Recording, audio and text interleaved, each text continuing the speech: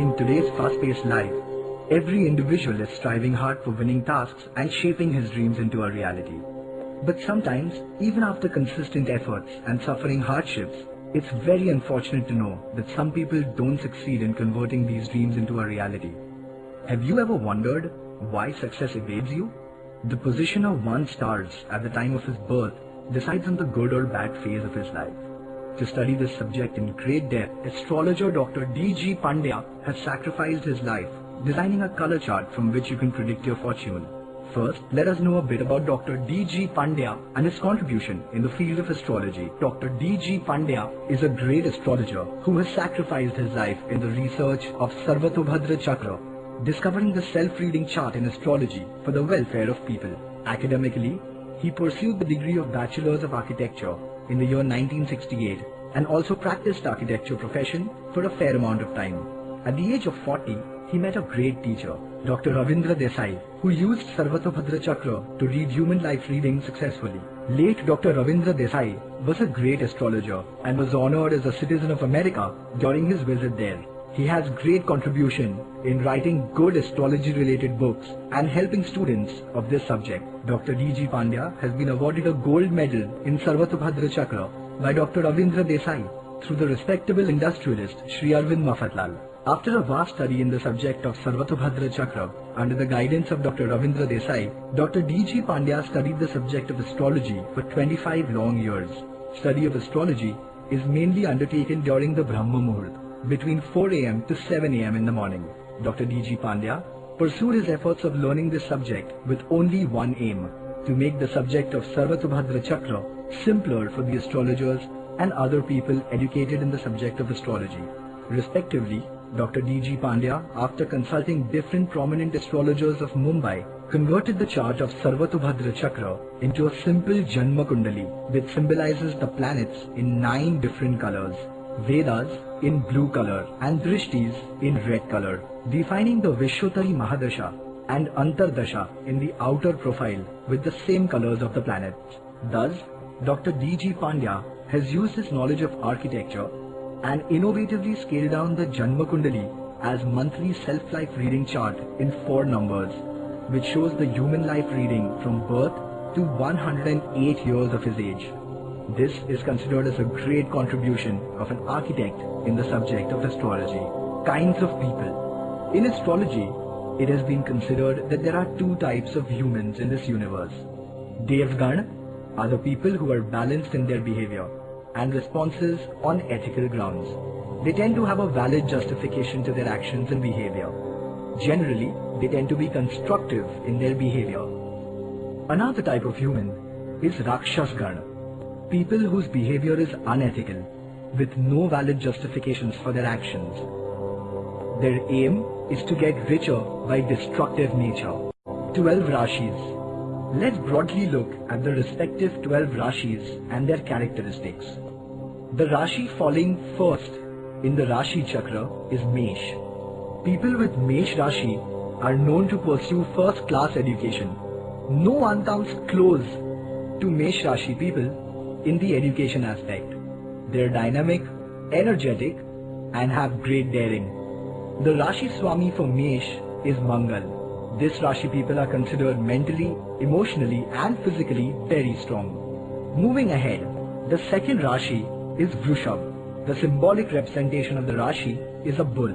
It is considered that people of this Rashi are very strong and are generally involved in doing physically demanding work. They are considered to be calm and stable personalities and are dependable and confident in achieving the goals of their life. The Swami of this Rashi is Shukra, which makes them physically strong and monetarily rich. Next Rashi that comes is Mithun, which is symbolically represented as twins, perfect combination of the male and female composites. The people with this Rashi are highly animated, jovial, tactful, witty, and diplomatic in their behavior. Though they are comparatively weak in their physical strength, the Swami of this Rashi being Budh, it makes them mentally very sharp. The said Rashi is then followed by Kark, symbolically represented as a crab, justifying its characteristics. An extremely sensitive person inside the hard outer shell. People with Kark Rashi are very trustworthy, famous, nationalistic and romantic. It is considered that national leaders are born with Kark Rashi. Kark Rashi people are considered to be one of the luckiest in the world. It is the independent Rashi of Chandra and is known as Chandra Rashi. This Rashi believes in the principle of slow and steady wins the race.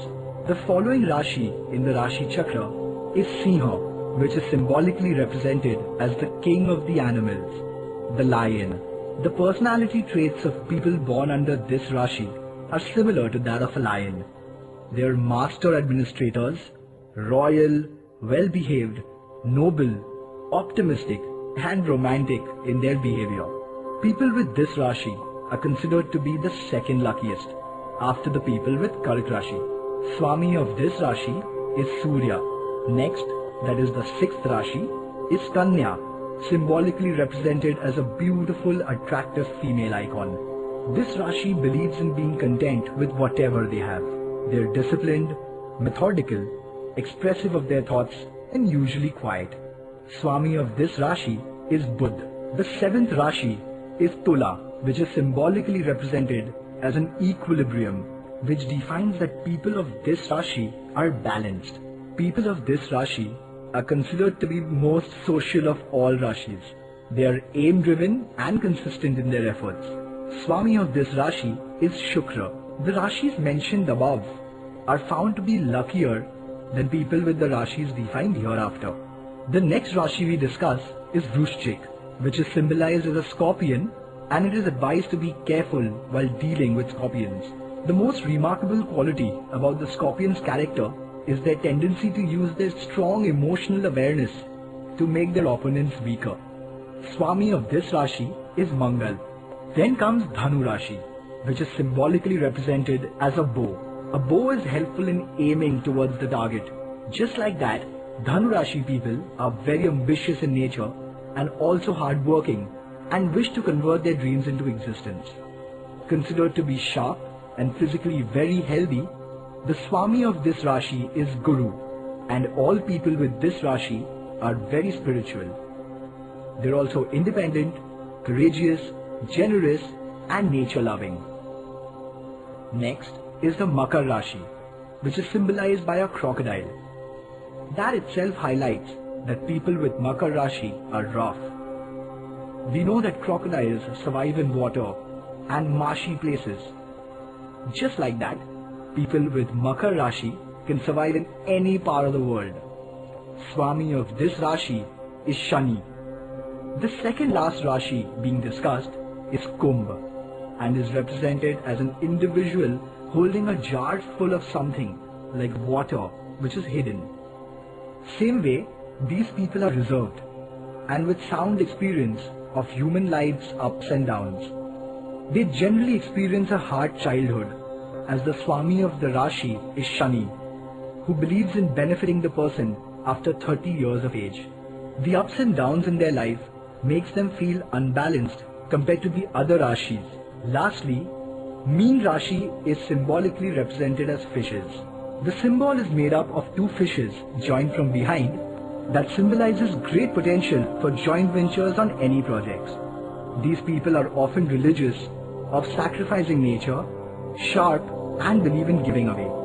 We can say that people with Vrushchik to Meen Rashi experience hardships in the early ages of their life, but bear great fruits to their later life. Planets.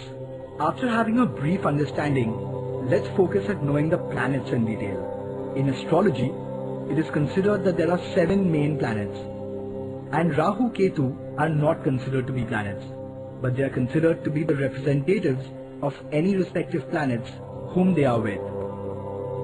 Surya and Chandra are considered to be the transparent planets, Pran Tattva, like Atma or Man. They are considered to be the most crucial elements, as everything in astrology revolves around these elements. Explaining about the planets, they are broadly categorized into 3 units. The first unit, it's in the childhood phase of the life, broadly influenced by Surya, Chandra and Buddha. Second unit, young age or adulthood, influenced by Mangal and Shukra. Third unit, Graha, that influences the old age phase of the life. Guru and Shani. Generally, people with strong Guru or Shani Graha have got a long life. Non-planets. Rahu and Ketu, both are Pap Graha. Rahu is considered to be Dhanvan. On other hand, Ketu is considered to be Buddhivan. They are non-planets but are representative of the Graha and also give power to the Grahas to show their influence over the Kundali Dharak in rotation. Ketu, ambition is created. Rahu develops greediness. When all the 7 Grahas are caught in between the reverse track Rahu and Ketu, such a period is called Kal Sarpa Yoga. They come up after 42 years of age.